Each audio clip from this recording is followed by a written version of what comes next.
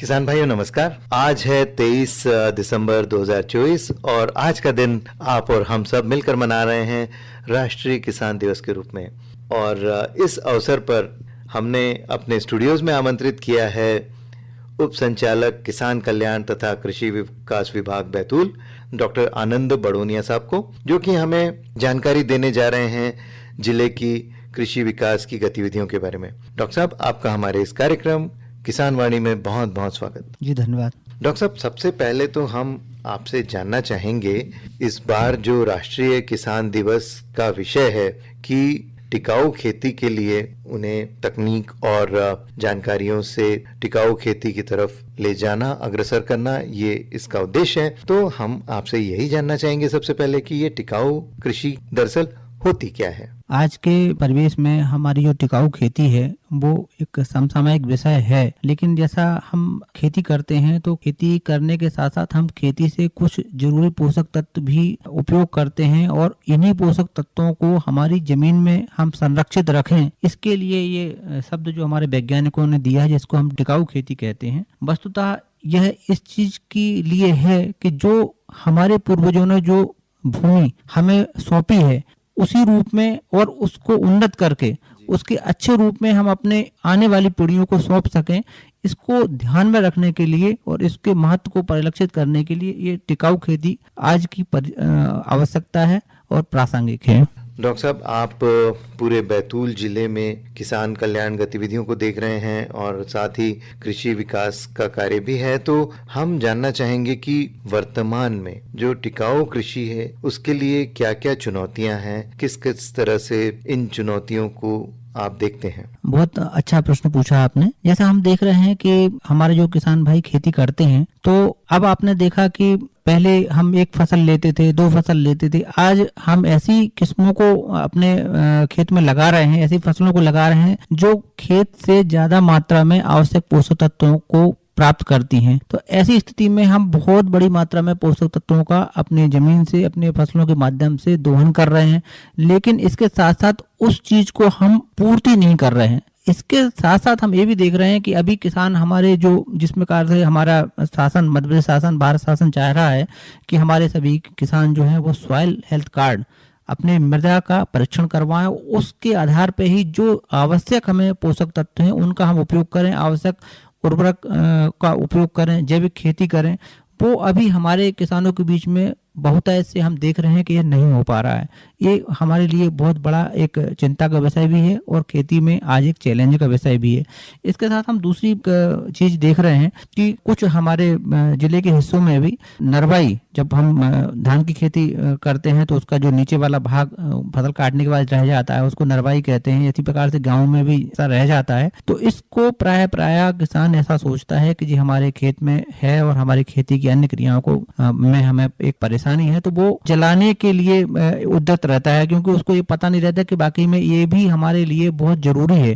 क्योंकि जो हम जमीन से लेते हैं, जमीन में हमारे किसान का वही हक है जो दाने के रूप में जो हम दाना जमीन को देते हैं, तो दाने पे हमारा हक है, लेकिन जो उससे और जो जीवांश पैदा हो रहा है, जो जीव पदार्थ पैदा हो रहा है, वो हम बाकी में यदि दोबारा से हम उस जमीन को वापस करते हैं और उसका उपयोग हमारी जमीन में हो सके उसके लिए हम प्रयास करते हैं, तो हमारी जमीन जो है संरक्षित रहती है और हम अपनी जमीन को ज्यादा सतत और टिकाऊ रूप से उपयोग कर सकते हैं। टिकाऊ खेती बहुत जरूरी है, बहुत उपयोगी है और हमारे आने वाली पीढ़ी के लिए भी इसका उतना ही महत्व है। कृषि विभाग इस टिकाऊ कृषि के प्रोत्साहन के लिए क्या क्या कार्य कर रहा है, हम और हमारे किसान भाई जानना चाहेंगे आपसे। हमारे भारत शासन के द्वारा मध्य प्रदेश शासन की जो कृषि विभागीय योजनाएं हैं उनके माध्यम से हम सतत रूप से अपने सभी स्टाफ के माध्यम से किसानों तक पहुंच रहे हैं, ऐसी बहुत सी चीज़ों को लेके जिसके माध्यम से हम अपनी जमीन को, अपनी भूमि को टिकाऊ रख सकें और उसको आगे की पीढ़ियों के लिए संरक्षित रख सकें। महत्वपूर्ण बात यह है कि हमने शुरू में ही हमारा जो विभाग है वो जैविक खेती के लिए किसानों को प्रोत्साहित करता है। कई बार किसान कहते हैं कि सर जैविक खेती से उपज कम होती है या हमें इसमें जो वो फायदा मिलता है जो हमें मिलना चाहिए वो फायदा हमें जैविक खेती में नहीं मिलता। लेकिन हम प्रयास ये करते हैं कि किसान 1 एकड़ से, एक छोटे भूभाग से एक जैविक खेती करना शुरू करे, और जब किसान को ये समझ में आ जाता है कि पहले साल उतना फायदा नहीं मिलता लेकिन दूसरे साल और तीसरे साल से लगभग वही उपज मिलने लगती है और दूसरी चीज ये भी है कि हमारी जैविक खेती में लागत भी कम आती है। तो ऐसी स्थिति में अब हमारे काफी जिले के किसान जो हैं वो इस बात को समझना शुरू कर दिए हैं और हम इसको उपयोग भी कर रहे हैं। तो अपनी भूमि को संरक्षित करने के लिए जैविक खेती एक बहुत बड़ी विधा है। हमारा कृषि विभाग लगातार इस पे किसानों के साथ काम कर रहा है। दूसरी महत्वपूर्ण बात है, अभी आपने भी सुना होगा, हमारे यशस्वी प्रधानमंत्री सम्मानित श्री नरेंद्र मोदी जी ने बहुत बड़े पैमाने पे से आचार्य देवव्रत जी के माध्यम से, जो राज्यपाल हैं अपने गुजरात के, उनके माध्यम से बहुत बड़े पैमाने पे पूरे देश में एक अभियान चलाया था जो कि प्राकृतिक खेती। अभी आपने खबर में भी सुना होगा कि इसमें नेशनल मिशन अभी बहुत बड़े धनराशि से पूरे देश में सम्मानित प्रधानमंत्री जी ने लागू किया है। ये हम सभी के लिए बहुत ही अच्छी खबर है। तो इसमें अभी से हम प्राकृतिक खेती पे भी हम अपने किसानों को अपने कृषि विज्ञान केंद्र के माध्यम से, अपने स्टाफ के रेगुलर जो हमारे कार्यक्रम है उनके माध्यम से हम लगातार इस बात पर प्रयास कर रहे हैं कि किसान प्राकृतिक खेती के महत्व को भी समझे। तो हम प्राकृतिक खेती पे भी काम कर रहे हैं। तीसरा, जो हमारी भारत शासन की स्कीम है जिसको कहते हैं national mission on sustainable agriculture, मतलब टिकाऊ खेती के लिए अलग से एक मिशन है, एक कार्यक्रम है हमारे पास। इसमें भी हम काम करते हैं। इसमें हम किसान को प्रेरित करते हैं, किसान का जो आय का स्रोत है वो एक से ज्यादा हो। जैसे खेती से भी आमदनी किसान को हो, सब्जी से भी हो, फल वाले पौधों से भी हो, कुछ मुर्गी या बकरी या हमारे गाय या भैंस पालन से भी कुछ आमदनी हो, और किसान के पास अपना खुद का एक वर्मी कंपोस्ट पिट या खाद बनाने की कोई मैकेनिज्म किसान के पास हो। इसी प्रकार से साइलेज पिट, जो हमारे जानवरों को हमें चारा वगैरह चाहिए, वो चारा भी इस प्रकार से मौजूद हो। तो इस प्रकार से सभी यूनिट यदि हमारा किसान अपनी जमीन में, अपनी खेती में इन चीजों का उद्यम करता है तो मिशन के माध्यम से 30,000 रुपए डीबीटी के माध्यम से हम किसानों को देने का काम करते हैं। अपने जिले के पाडर वाले क्षेत्र में इसमें हम बहुत अच्छा काम कर रहे हैं और लगातार किसानों के बीच में ये काम हो रहा है। इसी प्रकार से अभी हमारे जिले में परंपरागत कृषि विकास योजना, जो कि परंपरा से हम अपना कृषि विकास करते थे, तो उसको सपोर्ट करने के लिए, किसानों को उसको प्रेरित करने के लिए परंपरागत कृषि विकास योजना का संचालन भी कर रहे हैं।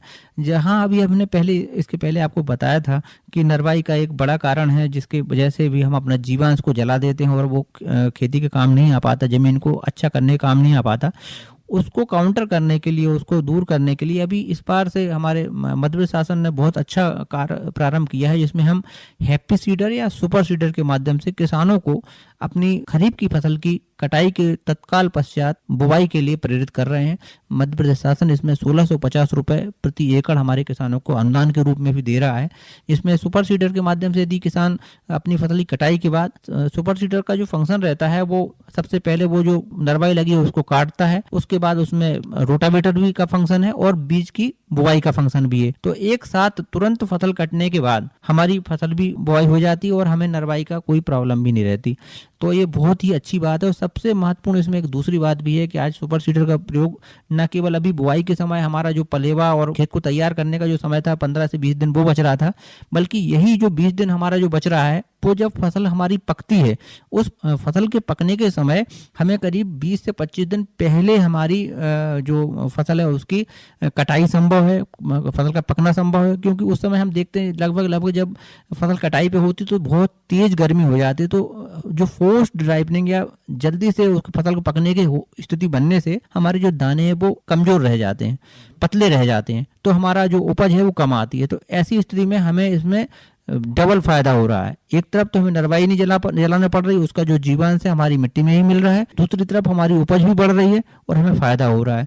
तो इस प्रकार से लगातार बहुत से कार्यक्रम के माध्यम से हम अपने जिले के किसानों को लगातार प्रेरित कर रहे हैं, उनको अपनी नई चीजें और नई बातों को शासन के निर्देशों अनुसार ले जाकर उनको समझाने का प्रयास कर रहे हैं और हमें काफी इसमें सफलता भी मिली है। डॉक्टर साहब, ये तो आपने बताया कि जैविक खेती भी होती है और प्राकृतिक खेती भी होती है, लेकिन दरअसल इनके बीच में अंतर क्या है? ये हमारे काफी किसान भी इसमें बात करते हैं, क्योंकि जैविक खेती तो इतना पॉपुलर टर्म हो गया है, एक पॉपुलर शब्द है कि हमारे सभी किसान लगभग इसको जानते हैं कि हमें अपने घर में खाद बनानी है और जो हम अपने जानवरों से जो अपना गोबर और प्राप्त करते हैं हमें उसको उपयोग करना है, ढैंचाई खाद लगानी है, ये करना है। तो इस प्रकार से हमारे किसानों को बहुत अच्छी इसकी जानकारी है।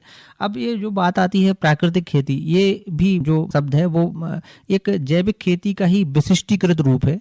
इसमें हमारा यदि हम इसके विशेषज्ञों के तौर पर बात करें तो विशेषज्ञ कहते हैं कि हम एक गाय के माध्यम से हम इसमें प्राकृतिक खेती जो है लगभग 30 एकड़ में प्राकृतिक खेती कर सकते हैं। मतलब अभी जो हमारी समस्या होती थी कि हमारे पास जानवर तो 2 या 3 ही रख सकते हैं, तो हम पूरे खेतों में अपने गोबर की खाद कैसे तैयार कर सकते हैं, कैसे हो सकते हैं। लेकिन इसमें जो मैकेनिज्म है प्राकृतिक खेती में के जो स्तंभ हैं वो उसमें जैसे हम देखते हैं कि जीवामृत, घनजीवामृत और बापसा और मल्चिंग करना और बीजामृत, ये इतने अलग अलग प्रकार के जो वो हैं वो हमारी सभी गाय से तैयार होके और हमारी फसल को बचाने के लिए सब प्रकार के इसमें उपक्रम मौजूद हैं। और खासतौर से जो हमें कीट लगते हैं और रोग लगते हैं उसके लिए ब्रह्मास्त्र, नीमास्त्र, इस प्रकार के भी उपक्रम, 10 पर्णी अर्क, ये सब इसी की विधाएं हैं। और ये जो प्राकृतिक खेती है ये विशेष रूप से इस बात पर केंद्रित है कि हमारी जमीन में जो जैविक कार्बन है वो बढ़ाया जाए। अभी हम देख रहे हैं जब हमारे यहाँ मृदा का परीक्षण होता है तो अधिकांश जमीनों में हम 0.5% से कम ऑर्गेनिक कार्बन प्राप्त करते हैं। और ये ऐसी व्यवस्था है कि यदि प्रारंभिक रूप से इतनी कम वो है तो हमारी उपज को कम होने की स्थिति लगभग बन जाती है। और यदि हम इसको प्राकृतिक खेती से लेते हैं तो जब हम उपयोग करते हैं 1-2 बार 3 बार तो हमारा जैविक कार्बन का जो अंश है वो बढ़ जाता है और किसानों को उपज का लाभ मिलता है। और किसान इसको जब अपनी मिट्टी जो भुरभुरी होती है तो उसके माध्यम से समझ सकते हैं कि वाकई में ये प्राकृतिक खेती हमारे लिए कितनी लाभप्रद है। डॉक्टर साहब, हमारे कृषक भाई, कृषक साथी खेती तो कर रहे हैं लेकिन कहीं ना कहीं वे ये महसूस करते हैं कि आजकल कृषि में जोखिम बढ़ रहा है। तो क्या जोखिम है, किस तरह से बढ़ रहा है? बिल्कुल, आप बिल्कुल सही कह रहे हैं कि हम जो आज खेती कर रहे हैं वो अधिक तकनीकी वाली खेती है। और इसके साथ साथ हम जो देख रहे हैं कि मौसम की जो स्थितियां हैं वो बहुत ही ज़्यादा जल्दी परिवर्तित हो रही हैं। और ख़ासतौर से कभी हम देखते हैं कि हमने बुआई की और मतलब पाले की स्थिति बन जाती है, कभी हमारा जो ज़्यादा पानी होने के कारण, हमारे वर्षा होने के कारण हमारे बीज जो सड़ जाता है, कभी हम देखते हैं कि कीट और बीमारियों की स्थिति बढ़ जाती है। तो इस प्रकार से जो भी प्राकृतिक जो चीज़ें हैं जो हमें परेशान करती हैं उसके संदर्भ, उन पूरी चीज़ों को समझने और उनको काउंटर करने के लिए और फिर भी खेती को लाभ का धंधा बनाए रखने के लिए हमारे यशस्वी प्रधानमंत्री जी ने 2016 में ये प्रधानमंत्री फसल बीमा योजना के नाम से एक बहुत अच्छी स्कीम निकाली थी।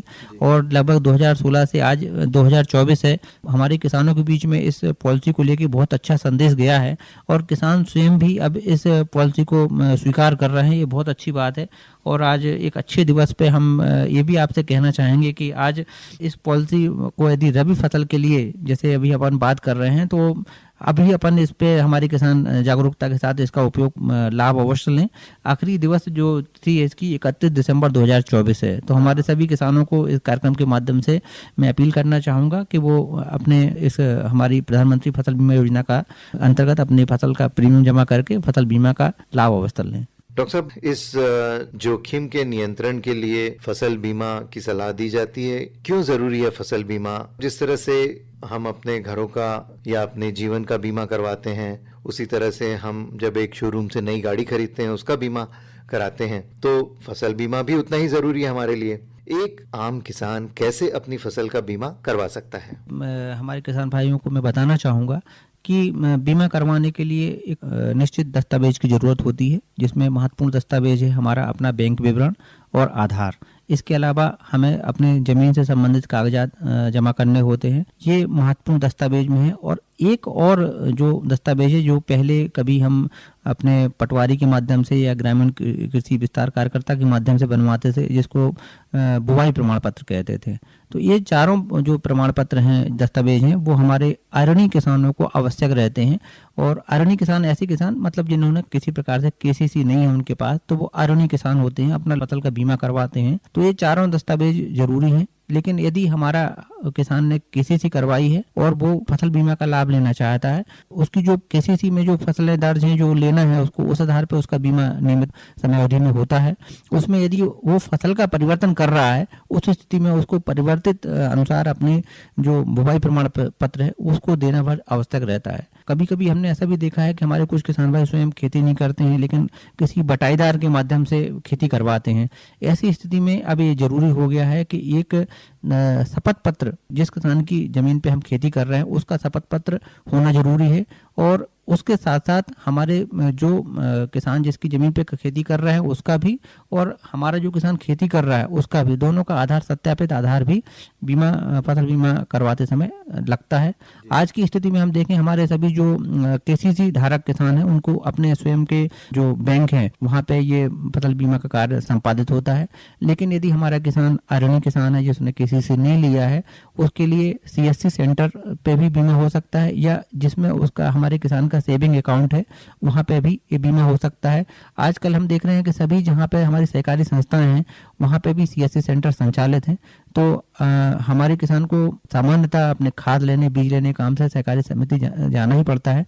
वहाँ पे अपने इस कार्य के साथ साथ ये वाला भी काम यदि हमारे फसल बीमा का कार्य हमारे किसान करवाता है तो ये बहुत ही अच्छी बात होती है। बिल्कुल डॉक्टर साहब, एक कृषक को फसल बीमा कराने के लिए लगभग कितना प्रीमियम जमा करना होता है? कभी कभी हमारे जो किसान पहले, जिसमें खासतौर से अरणीय किसानों के लिए प्रश्न रहता है कि सर हमें पता नहीं कितना बीमा लगेगा, तो मैं उनको जरूर बताना चाहूँगा कि जैसे गेहूं है, सिंचित गेहूं है, उन सभी किसान भाइयों को अपने 1 हेक्टेयर के लिए मात्र 615 रुपये प्रीमियम जमा करना होता है। इसी प्रकार से यदि हमारे किसान भाई ने चना लगाया है तो 1 हेक्टेयर चना के लिए मात्र 480 रुपये 1 हेक्टेयर पे प्रीमियम की राशि फसल बीमा के लिए जमा होती है। और यदि हमारे किसान ने राई या सरसों लगाई हुई है तो यह केवल 459 रुपये प्रति हेक्टेयर के प्रीमियम राशि जमा करके फसल बीमा का कार्य संपादित किया जा सकता है। और डॉक्टर साहब, चलते चलते हम आपसे ये भी जानना चाहेंगे कि यदि फसल बीमा करवाने के बाद उसे अपनी फसल में कोई नुकसान या हानि होती है तो उसे किससे संपर्क करना चाहिए? ये बहुत ही ज़्यादा अच्छा प्रश्न है, क्योंकि कई बार हमारे किसान भाई बीमा करवा लेते हैं लेकिन उनको ये सही पता नहीं रहता कि हमें किस जगह अपनी बात रखनी है जब हमारी फसल किसी प्राकृतिक कारण से खराब होती है। तो मैं इसमें बताना चाहूँगा कार्यक्रम में सबसे पहले तो ये राज्य शासन के निर्देशानुसार ये बहुत ज़रूरी है कि हमारी फसल की नुकसानी के 72 घंटे के अंदर अंदर हमें अपनी फसल नुकसानी की जानकारी देना होती है। अभी हमारे भारत शासन ने एक इंटीग्रेटेड टोल फ्री नंबर इसके लिए जारी कर दिया है। केवल आप टोल फ्री नंबर पर जाके अपना जिस मोबाइल नंबर को आपने अपने फसल बीमा करवाते समय दिया था उसी मोबाइल नंबर से आप अपनी फ़ोन करते हैं तो वहाँ से वो आपको स्वयं पता कर लेते हैं कि आप यहाँ से बोल रहे हैं, आपका ये नाम है और आपका ये खसरा नंबर है, तो वो आपको पूछ के और आपका जो शिकायत है वो सबमिट कर देते हैं। उसकी सूचना भी आपको मोबाइल पे आती है। मैं सभी किसान भाइयों से चाहूँगा कि उसका नंबर जरूर दर्ज कर लें। उसका जो नंबर है टोल फ्री नंबर अपनी शिकायत दर्ज करने का, वह है 14447, मतलब 14447 ये नंबर है। यदि इस नंबर पे आप अपनी बात, यदि बीमा को लेके भी, कोई फसल बीमा को लेके और कोई आपकी बात मन में चल रही है और किसी बात से आप परेशान हो रहे हैं, तब भी आप इस टोल फ्री नंबर का इस्तेमाल करें। बहुत ही अच्छा नंबर है और सेवाएं बहुत द्रुत हैं। निश्चित रूप से आपको इसमें उपयोग करने में पूरी सुविधा रहेगी।